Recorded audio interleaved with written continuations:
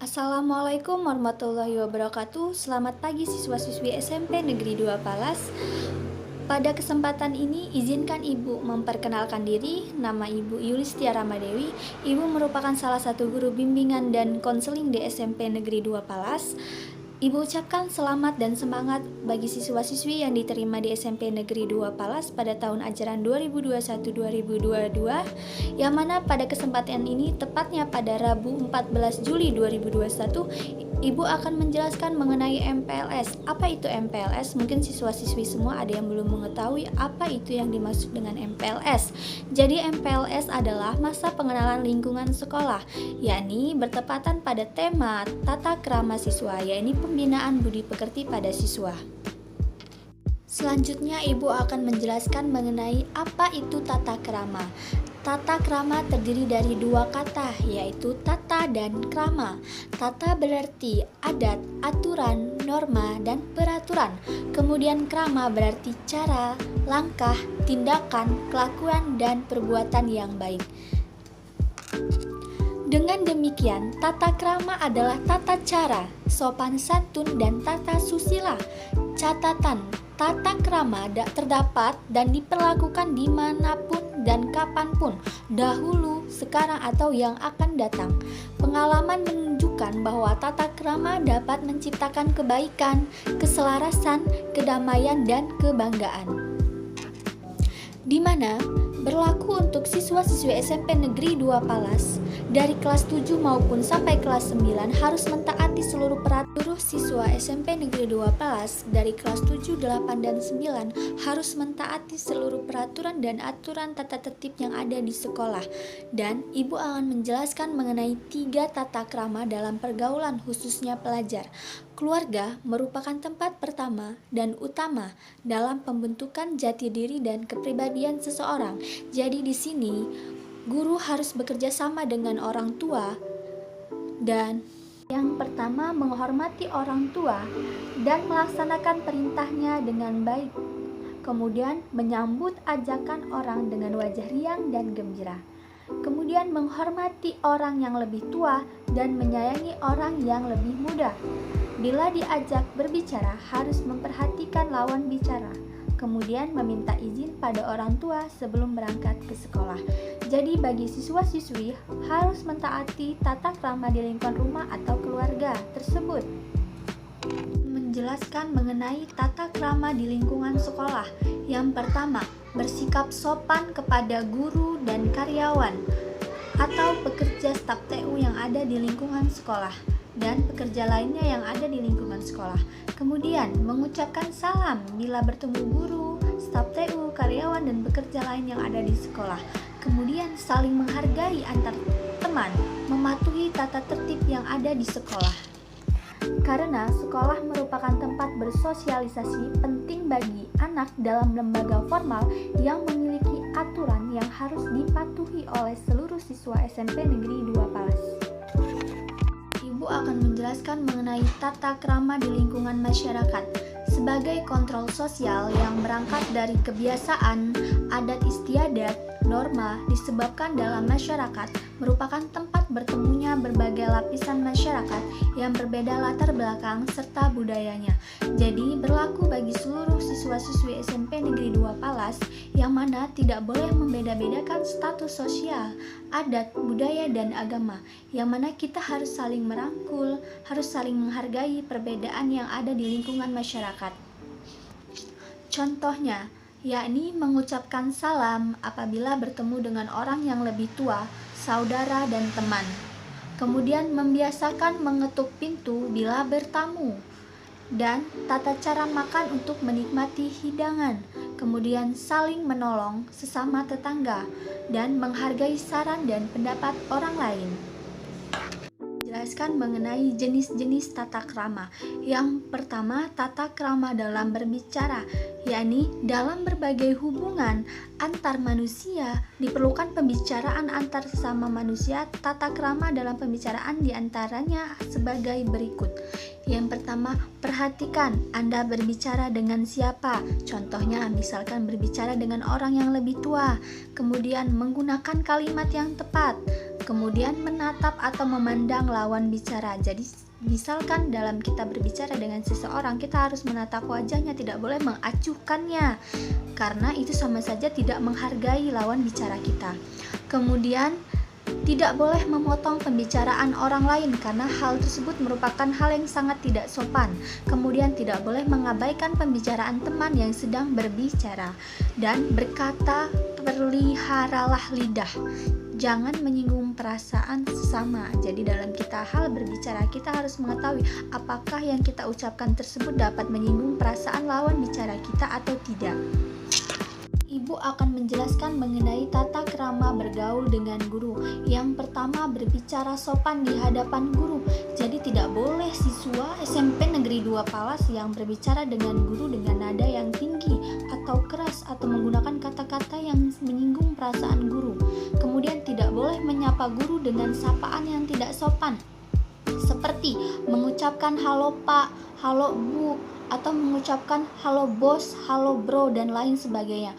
Karena seorang siswa yang terpelajar, dia harus mengetahui lawan bicaranya agar dapat saling menghargai perasaan satu sama lain. Kemudian tidak boleh merendahkan dan mengucapkan kata kotor di hadapan guru, karena hal tersebut sangat tidak patut dicontoh dan dilakukan oleh seorang terpelajar atau siswa-siswi SMP Negeri 2 Palas. Kemudian tidak boleh membantah atau menentang guru secara emosional.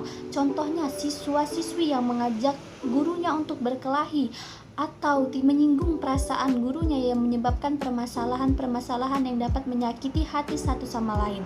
Kemudian tidak boleh meludah, buang gas di depan guru, karena hal tersebut sangat tidak sopan dan sangat tidak baik. Kemudian tidak menjelek-jelekan guru di hadapan orang tua, begitupun sebaliknya, dan menjadi siswa-siswi yang berbakti kepada kedua orang tuanya, kemudian masyarakat dan lain sebagainya. Ibu akan menjelaskan mengenai tata krama bergaul dengan sesama siswa atau teman. Yang pertama, menghormati kakak kelas dan menyayangi adik kelas. Jadi tidak boleh yang namanya kita berkata kasar atau bagaimanapun atau menyinggung perasaan kakak kelas dan lain sebagainya. Begitupun sebaliknya, kita harus mengetahui dan menghormati orang yang lebih tua dari kita, mencontoh hal yang baik yang ada pada kakak kelas dan meninggalkan hal-hal buruk dan tidak mencontoh hal yang tidak baik yang ada pada kakak kelas. Begitupun sebaliknya. Kemudian saling menolong dan membantu kesulitan sesama teman, dan tenang atau tidak ribut di samping teman yang sedang belajar karena dapat mengganggu konsentrasi temannya. Kemudian tidak boleh mengambil sesuatu milik teman kecuali atas izin teman tersebut, karena tidak boleh bagi seorang pelajar mengambil hak milik yang bukan miliknya, karena tersebut merupakan hal yang sangat tidak baik dan tidak patut untuk dicontoh. Kemudian tidak boleh mengganggu atau menyakiti sesama teman, baik itu secara lisan, fisik, dan lain sebagainya. Kita harus saling menyayangi dan menghargai teman kita, dan menghargai perbedaan yang ada di setiap individu. Kemudian tidak boleh bermusuhan atau putus hubungan dengan sesama teman. Jadi apalagi kita misalkan satu kelas, jadi di dalam kelas itu adalah wadahnya tempat kita untuk meraih sesuatu ilmu, menjalin tali silaturahmi kekeluargaan dan lain sebagainya, dan tidak berburuk sangka terhadap teman. Kemudian mengingatkan teman yang berperilaku tidak sopan terhadap guru atau melanggar tata tertib sekolah. Kemudian tidak menyebarkan rahasia atau aib teman kepada orang lain, karena hal tersebut sangat tidak patut untuk dicontoh. Ibu akan menjelaskan mengenai tata krama dalam berpenampilan dan berhias. Hal ini sangat penting dan sangat wajib dipatuhi oleh seluruh siswa-siswi SMP Negeri 2 Palas. Yang pertama, berpakaian seragam sekolah sesuai dengan aturan sekolah yang berlaku. Jadi jangan pakai pakaian yang tidak enak dilihat atau tidak pantas untuk dilihat. Contohnya misalkan baju dikeluarkan, celana dipensilkan, tidak sesuai dengan aturan tata tertib yang harus dipatuhi oleh siswa. Kemudian menjaga aurat terhadap guru atau sesama siswa. Jadi harus berpakaian yang sopan, yang enak dilihat, yang tidak menimbulkan pandangan yang buruk terhadap siswa tersebut dan gurunya. Kemudian siswa tidak boleh memakai perhiasan emas bagi perempuan, dan bagi laki-laki tidak boleh memakai gelang, kalung, cincin, dan anting. Jadi untuk perempuan jangan pakai perhiasan yang berlebihan. Karena apa? Nanti kalau hilang, siapa yang mau tanggung jawab? Pihak sekolah atau kalian sendiri? Jadi untuk mengantisipasi hal tersebut, marilah kita berpakaian sesuai dengan pelajar, sesuai dengan aturan tata tertib sekolah. Kemudian laki-laki, jangan menyerupai seorang wanita, jangan pakai kalung, atau lagi pakai kalung emas, pakai anting, pakai gelang, dan lain sebagainya, jangan ya. Kemudian siswa tidak boleh memakai tato, mau itu tato beneran atau tato bohong-bohongan, itu juga tidak boleh. Karena apa? Hal tersebut sangat tidak baik untuk dicontoh, apalagi dilakukan oleh seorang siswa yang terpelajar. Kemudian siswa tidak boleh bersolek, berdandan, dan memakai parfum yang berlebihan.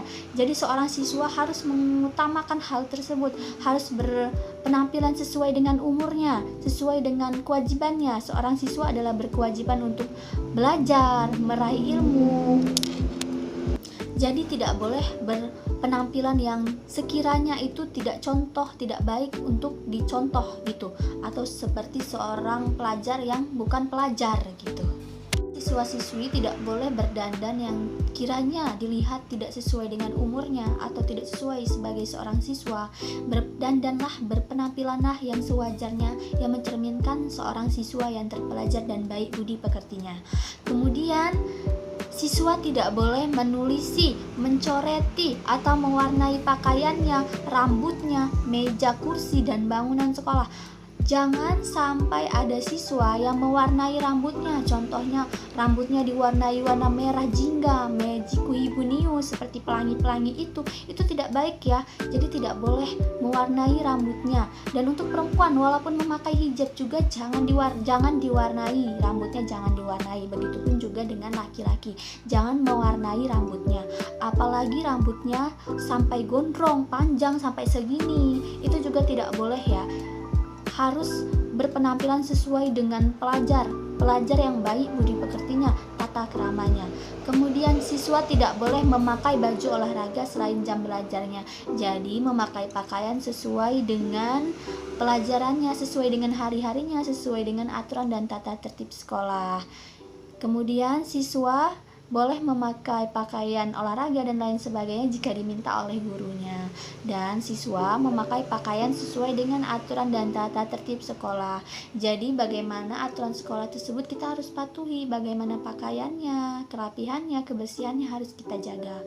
Kemudian siswa harus berpenampilan dengan rapi dan menjaga kebersihan. Dan sangat penting apalagi di kondisi yang seperti ini, kita harus bahu-membahu, saling membantu dan mengingatkan dalam hal kebaikan. Ibu akan menjelaskan mengenai tata krama dalam belajar tatap muka. Yang pertama, melaksanakan piket kelas sebelum bel masuk kelas berbunyi, menyiapkan perlengkapan belajar.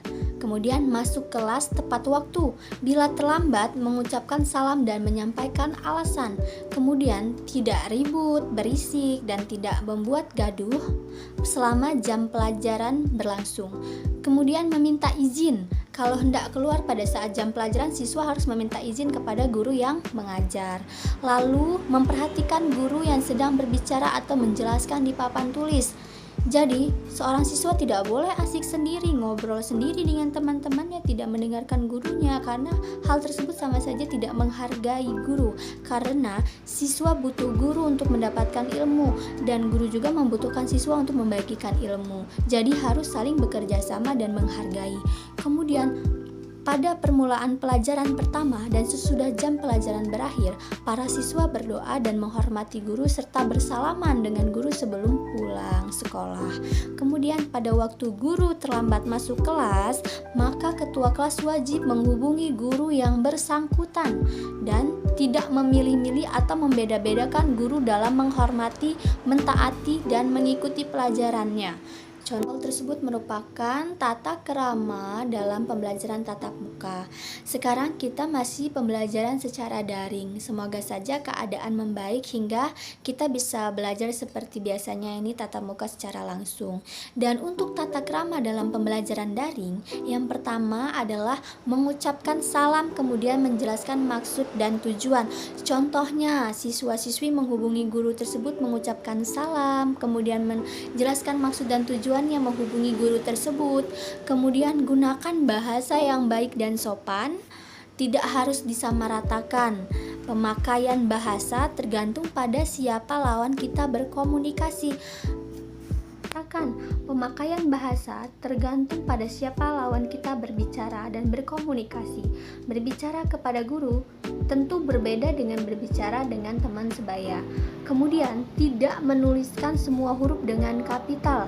Dalam dunia maya, tulisan dengan seluruhnya huruf kapital menyiratkan kemarahan.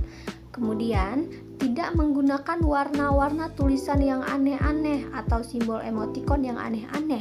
Kemudian penggunaan warna tertentu seperti merah, umumnya warna-warna tulisan yang aneh. Penulis, namun penggunaan warna ini sah-sah saja jika tepat penempatannya. Kemudian tidak menggunakan tulisan-tulisan aneh yang susah dibaca. Selalu menanggapi pesan yang masuk, jangan biarkan lawan komunikasi kita terlalu lama menunggu, tidak meneruskan pesan yang tidak penting, apalagi berita bohong atau hoaks. Selalu teliti setiap berita atau informasi yang singgah di jejaring sosial kita, apakah informasi itu fakta atau hoaks. Ibu akan menjelaskan mengenai tata krama saat sedang makan dan minum. Yang pertama, cicipilah makanan dan minuman dengan baik dan tidak bersuara. Kedua, jika sedang batuk pada waktu makan, tutupi mulut. Kemudian berdoa sebelum makan dan minum. Jelaskan mengenai tata krama dalam menggunakan fasilitas umum. Yang pertama, buang sampah pada tempatnya. Yang kedua, jagalah kebersihan baik di dalam kelas maupun di sekitar halaman.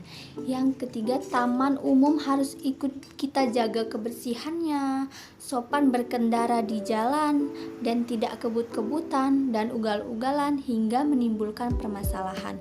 Kemudian jika bertemu dengan guru di jalan untuk saling menyapa, contohnya dengan menghidupkan klakson ataupun tersenyum.